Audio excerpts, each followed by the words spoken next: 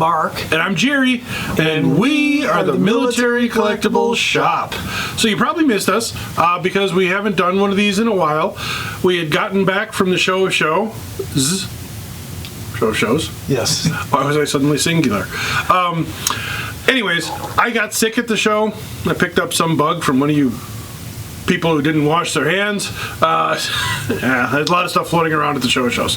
Anyways, I'm better now, and we're back. And of course, we've been buying stuff because that's what we do at the Military Collectibles Shop. So, as always, we wanted to share some of our latest finds with you. A lot of different stuff, everything from Civil War, World War I, World War II, a little bit of Spanish-American War, some German stuff, some American stuff, some British stuff, some Polish stuff, and a few things in between. So, All right. what would you guys like to see first? British. I heard British. Okay, let's start with the British. For Rick T. from Milwaukee, Wisconsin. Thanks for calling it in. Well, basically picked up just a little British tank corps badge, beret badge, and a British tank thing. I think they wore these on their sleeveys. Wow. They wore their armies on their sleeveys. Right. So, okay. That's the extent of the British stuff. Are we done? We're done. Yeah. Thanks for joining us. Have a good night. What else do we got? All I got is some German stuff here. Oh, God, it's German stuff. This is interesting. From a, I don't know, it's backwards. It's a flag of, I think it's Hezbollah. So, Arabic, something organization. I'm sure some of you probably know. I don't, but I think it's Hezbollah. Oh, I see. Interesting. More modern stuff, but, collectible of the future. Wow, that's interesting. I have an SA dagger here. It's an RZM. It's got besides the hanger, it's got the belt loop. Oh, that's nice. And the blade looks pretty nice. Always nice to get an SA dagger. Yes. I'm always excited whenever they come in. We don't see as many daggers as we used to, but they're always exciting. Speaking of blades and edged weapons, got in a Civil War cavalry sword in the rare spray painted metallic rust. Bronze. The bronze level award. But what's interesting about this Civil War cavalry saber, I think it's actually a French-made one, but that's not what's interesting. It's actually got the guy's name engraved on it. We bought it from the family, so we were able to do some research.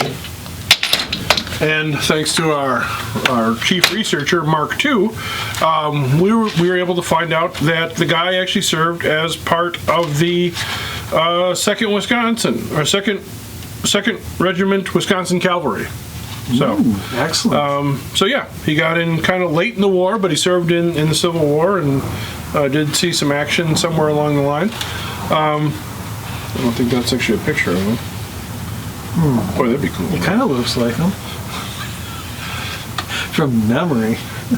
Oh no, they're just talking about the company of Wisconsin Cavalry. So that's cool with a neat local connection. Speaking of neat swords with a local connection, also just recently got this one in. This is a 1902 U.S. Army officer pattern one, but it's a fancy-dancy one. This one was actually presented to a guy, the blade's engraved, from the cadets at St. John's Military Academy. For those of you who watched Apollo 13, you might remember that Tom Hanks's character's kid was going to the St. John Military Academy School that happens to be right here in Delavan, Wisconsin. Wow. Yeah, very, very proud school with a very proud history. And so this sword has something to do with one of them. So it's a very cool sword with the gold fittings instead of the usual seen silvery fittings. So more research to come on that one. Oh, that's cool. Also, this is a U.S. Air Force Academy sword. And what I didn't know when I bought it is this one was actually engraved on the scabbard as a presentation piece too. So we're trying to research the guy, and he served from 51 to 76. Oh. So a not often seen sword. Oh, that's cool. Well, let's see what I have here. Oh, look at here. I have a couple of a fire police sidearm. They call them, people refer to them as bayonets, but like attached to any rifle. A little duct tape they could. Well, I suppose you'd attach it to the hose or an axe or something. This one seems to have been sharpened. I guess, when you're battling fires, you want to make sure you can... It's good to have a sharp sword. And then this one's got a little red piece of felt. I'm sure it's for an artillery, or do you think it was a general's? Well, let's see the engraving on this. Oh, there's no engraving on it. One thing you always have to check, though, I can't stress this enough, how many times that shows, take a look at the bayonets, because every once in a while, one will turn up that's engraved, and most people will miss it. So you're at a show anyways, pull it out of the scabbard, take a look, see what the blade looks like. All right, bought a collection of spike bayonets. Not really spike, what do they call these? There's a word for it. Yeah. Tom, what do they call these? Socket. Thanks, Virtual Tom. Socket bayonets. Exactly, that's the word I was looking for. Here, hold on. Ow, these are... Ow. So, a variety of them, they all kind of look the same, but once you start looking at them, you'll see different things. Like this one has a kind of a different slot on it. This is the more standard U.S. version. This one is a brown Bess, and it doesn't have the ring around it. Ring. Some of these others. 69 caliber, Austrian Lorenz, it says. This is an M1835-42. 1816 musket. So a variety of various socket bayonets. Always interesting for the early American collector or European collector.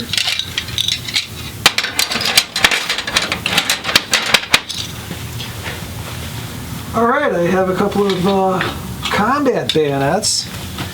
One of them's got the frog.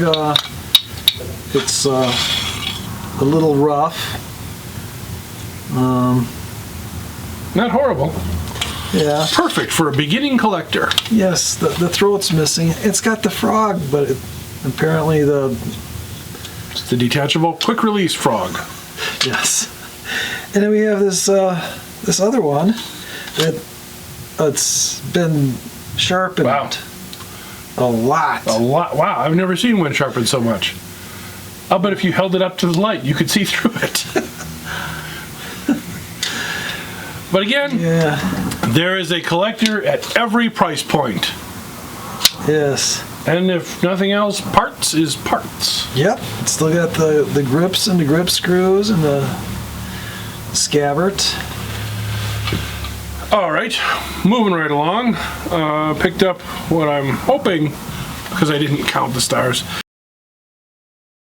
It actually only existed for a period of about 4 years, from 1908 to 1912. This is the one that was then superseded by the 48 star flag. I believe they call this the Oklahoma flag, because Oklahoma was admitted to the Union. Oh, that's cool. During that time. Oklahoma. I got a couple of German medals, a War Merit Cross second class with swords, and a Iron Cross second class with no swords. No swords. But always nice. I mean, They're original. yeah. I always like those. Can't get enough of those. Picked up a Civil War ammo pouch thing with the tins, which is always nice. A lot of times those are missing. So it's real decent shape. It's got a nice inspector stamp on the front. Is this made by the Tom Stotts Arsenal? No, this is not made by the Stottsville Depot. This is a genuine original.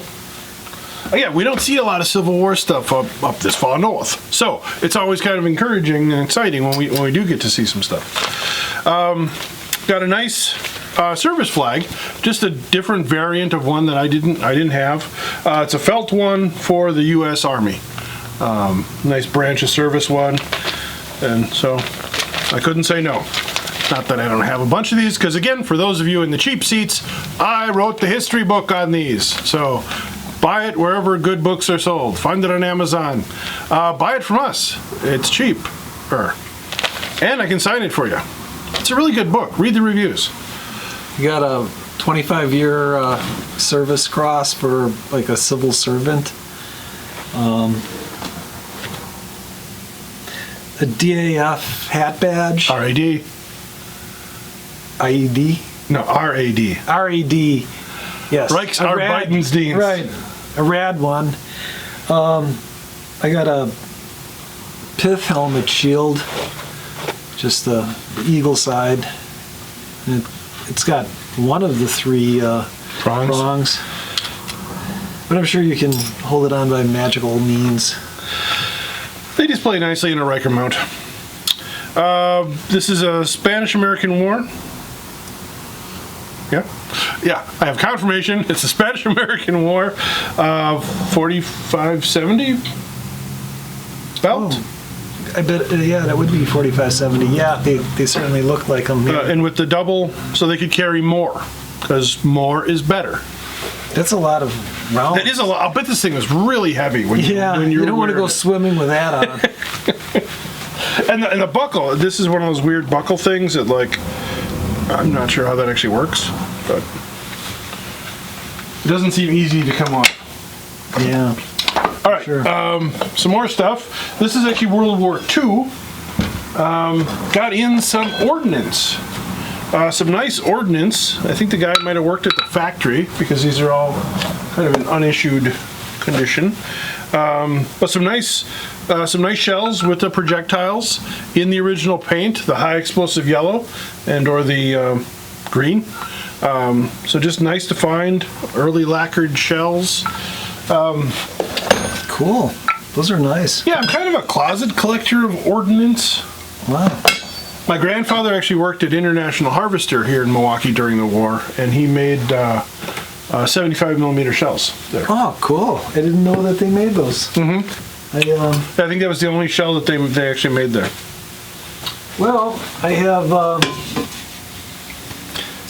fire police helmet that it's got the insignia on both sides. Doesn't have a liner. But it's got the decals. Yes. And it's like it's got a dent in the front, maybe. A little shrapnel damage. Yeah. That could very well be. Okay. We had picked up, I think in our last episode, we had picked up a Purple Heart and for a World War I guy. And I'll hold this, thanks. I'll tip it up to, there you go. And they actually came back the next week with the certificate, the wound certificate for, not necessarily for the Purple Heart, because he would have gotten the certificate earlier, because the Purple Hearts actually first came out in 1932.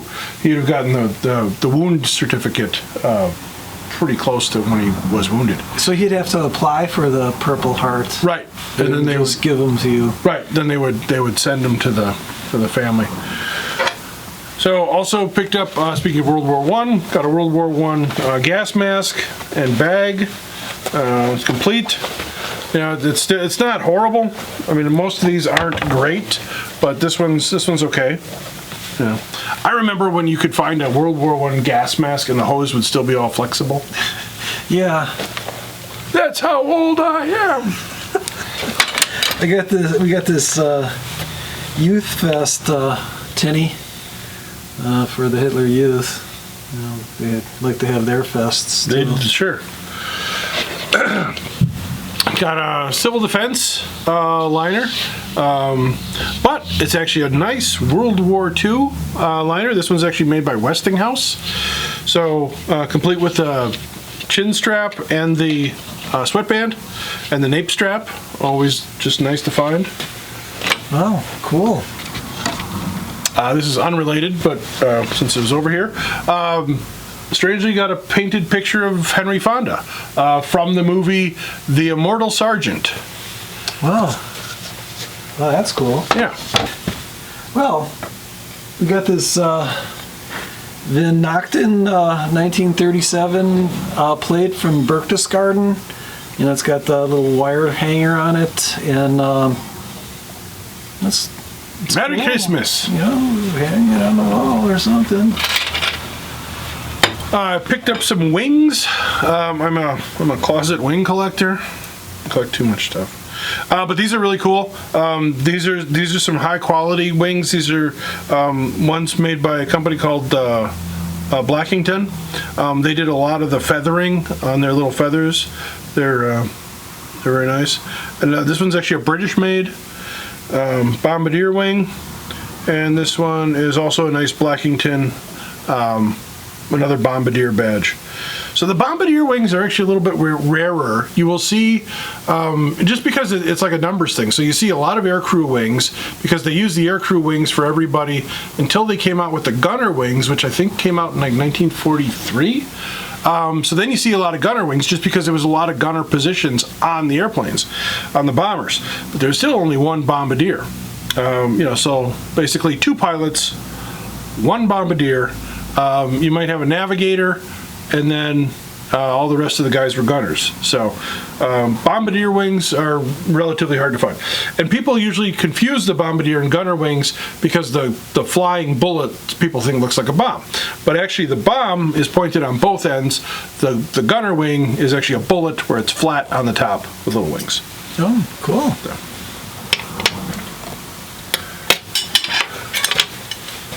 We got some silverware here. Both a butter knife, a Luftwaffe butter knife. Could you use it for jelly? I thought this was for cutting up your Luftwaffles. How did I miss that one?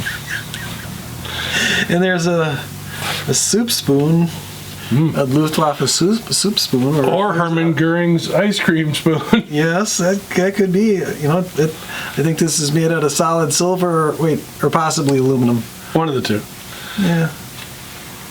All right, speaking of German cutlery, I've got a West German gravity knife.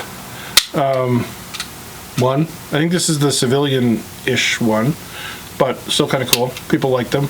I like them. It's a neat knife. Wow. I got a 45 holster rig, World War II, 1942 dated. Sadly, no 45. What? Did you get the 45 with that? I got a couple of German Army small plates. What are these for? Their cake or something?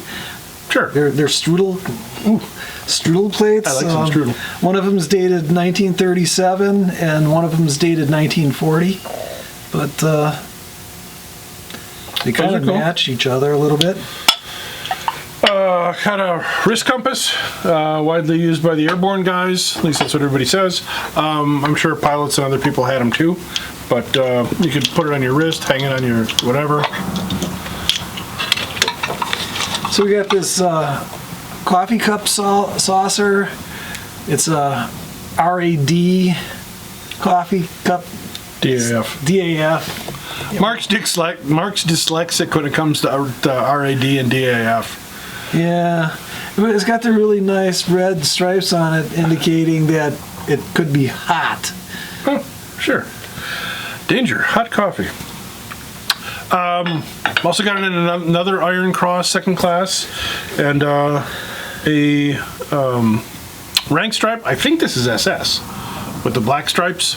You think I'd know because I collect SS stuff. Huh. But you should talk to somebody that knows. I know, right? And also, this is kind of neat. It's a little Red Cross hat emblem for the German Red Cross, the DRK. We got this little bowl. I think it might be like for melted butter for your Lobster. and made in Bavaria in 1941. Ach, Bavaria in the springtime.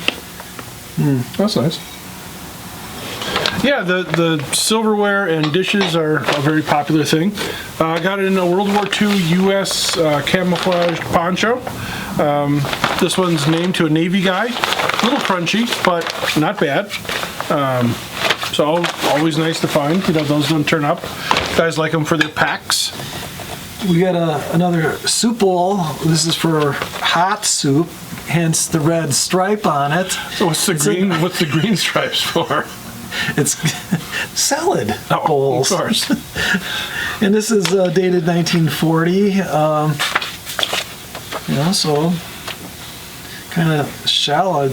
You'd think they'd make the soup bowls so well, I suppose this way it cools off faster so they can process them through the line. Yeah, you don't get a lot of soup. Interestingly enough, when we had that other World War I wound certificate come in, at literally the same time, we had another lady walk in with one. So what's nice about these is that they're all named to the guys, and they name the units and everything. We had a little bit of a hard time reading this one because it was kind of an unusual name, and with the calligraphy that they did on the name, it took us a little while to decipher it. But this guy was actually a guy who was severely wounded, that's how they mentioned it. He fought with the 11th Infantry Regiment. So not a regiment you hear a lot from. And our researcher, again, was actually able to find even a nice picture of him. So that's always cool. We can tie. Unfortunately, no Purple Heart with that one, but he might not have applied for it. Could we apply for it now? Maybe. If we were next of kin. Oh, I guess we're not. Here's another bowl, but as you can see, it's a Luftwaffe bowl. And there's no red stripe, and it's all white. I would imagine this is an ice cream ball. Why not? All right, this was also, this is kind of cool. It's an advertising piece for Sir Walter Raleigh. But it's kind of cool, neat, early. It almost looks like World War I, but just the sailors and the Marine Corps guy and the Army guy. But I think it's probably early World War II. But just a neat advertising piece. Not in perfect shape, but still pretty cool and displays well. That's cool. We got a plate here. It's another Luftwaffe one, and this one is dated 1941, and it would have a red stripe on it, but they ran out of red ink at the time. I got another holster rig, nice 45 early medic pouch. This one actually has the sword hanger on it, and the 45 clip pouches. Just always nice when you get just a nice honest rig complete. Actually also came with the early medical badge, the wound thing, and early double-barreled, like a Derringer? Yeah, two-shot Derringer. It's, did you check to see if it was loaded? No. Well, I'll put the we'll check it some other time. Safety first. Also got a World War I like medical pouch, like the squad level medical pouch, and another early medical kit thing. Cool. And last but not least, this is what we call a shame, because this is a nice World War I, 32nd Division, Red Arrow, Wisconsin tunic with actually the Wisconsin collar disc still on it, but unfortunately it's had some shrapnel damage to it, throughout the uniform, and it's like, part of me was like, well, we'll just strip it, but I think somebody will appreciate it. It's not all that bad, and I think it would still display well enough as it is. I haven't found a name in it. I don't think we will, but so yeah, I think it just is going to be, it is what it is, moth holes and all, but just a nice 32nd Division World War I tunic. Sergeant, yeah. yes. 2 years overseas. We hate to chop things up like that. It's been together this long, over 100 years. Oh yeah. Why should I be the one to chop it up? Somebody else could probably put some other material behind it, even some blanket material. It'll look just fine for display. And again, at a price point where a new collector or somebody who just wants an example can get at it. I also got some other. I got some Polish insignia, a hat badge, another hat badge with an anchor, probably Navy. I'm guessing. And one that I thought was actually Italian, but then I read the words and it's Polish too. Oh. Doesn't he look Italian? Why is Mussolini? Well, see, it does. It looks Italian. And then I got a bunch of ribbon bars and rank that a friend of ours who I got it off of, he's like, yeah, it's just a bunch of random, but I don't think it's random stuff. I think this was all one guy's stuff. I think these are like his awards and his medals, and I think he became a general because these are all like so-on awards. So that was just kind of neat. So I'll have to see if I can research that a little bit. Okay, yeah, see, didn't we tell you it was a lot of stuff? Yeah. Are you still watching, or did you guys go to turn sleep? it off? Right. Yeah, I always put you guys on before I go to bed so I can fall asleep right away. But thanks to everybody who stopped by and said hi at the Show of Shows. It was great to see all of you. Unfortunately, again, Mark wasn't there except in puppet form. But some people said they liked the puppet better. And he didn't spend too much money. No, I could barely get out. I did find a bunch of stuff for me, and I spent way more than I told my wife, which I'll be doing. It's a good thing she doesn't watch these things. Right. I will be doing another video on some of the other stuff that I got from the Show of Shows. Actually, the stuff was shipped to me prior to the Show of Shows, and then at the show, I had to pay the guy. Oh, okay. That part's never so fun. But I'll share that stuff with you because that's kind of interesting too. But it was great to see everybody. The show was really good for us. It's always a great time. It's great to see our friends, be able to find some more stuff for our own collections, see what everybody else bought. That's half the fun too, is seeing what some of you guys got as well. We gave away a bunch of patches. So hey, to all the kid collectors out there, really appreciated meeting all of you. There's some really sharp kids out there. So I think that's encouraging for the hobby. There's also some discouraging moments of the hobby where I just want to bang my head against things. But we'll stick with the encouraging, happy thoughts for now. Okay, we got some more stuff coming in this week. As we speak, some boxes are on their way to us, so we'll have some more. We'll try to do these again more regularly for you, so you don't get bombarded with all this stuff at once, and we don't have to stay here for an extra hour doing it. But so we'll see you again soon. Thanks for the emails and everything else. As always, I'm Jerry. And I'm Mark. And we are the Military Collectibles Shop.